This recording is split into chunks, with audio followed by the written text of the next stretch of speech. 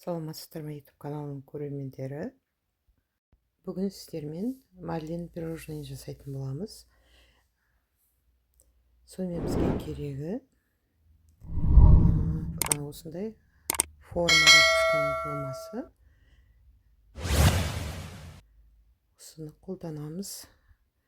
Бізге керегі жұмыртқа, ұн, шекер, май, разрыхитель, ванилин, какао, тұз, шоколад керек болады. Кішкене жұмыртқамызға тұзбенен араластырып аламыз. Үстіне шекер салып, жақсылап араластырамыз.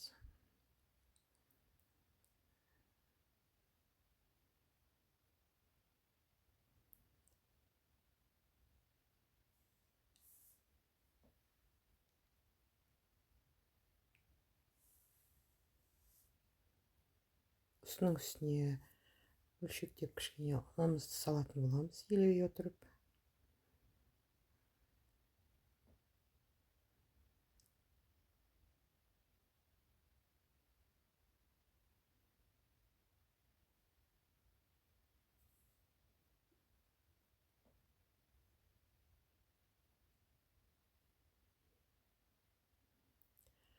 Қалған ұнымызды салып, жақсылап қозғап алатын боламыз.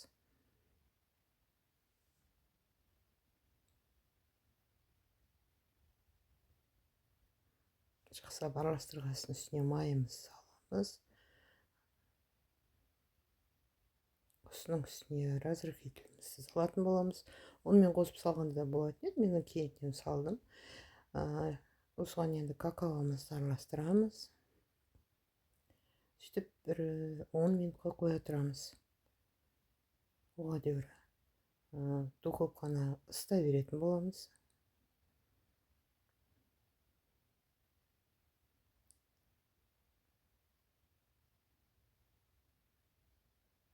Осылай бір қалыпқа келтіріп, осындай бір қаймақтай сұйықтықты астынан жасап алатын боламыз.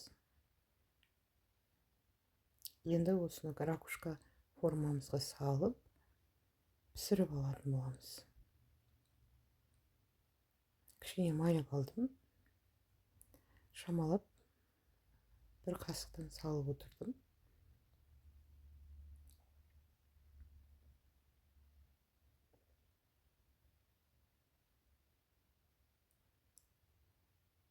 Осыны 180 градуста 25 минутта пісіріп алатын боламыз.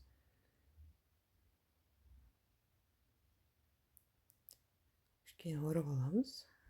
Қалыпқа жақсы орналастыру үшін. Міне осылай пісіп шықты. Бұның бір жағы ракушка болды. Енді шоколадқа салған кезде екінші жағын салатын боламыз.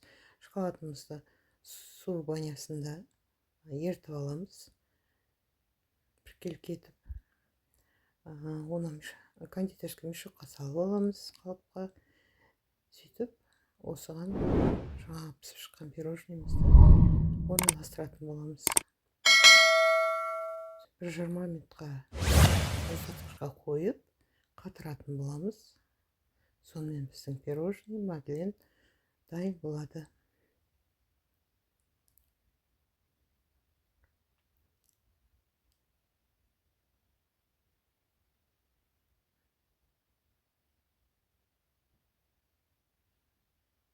Бәрін салып алдық. Біздің пирожный дайын.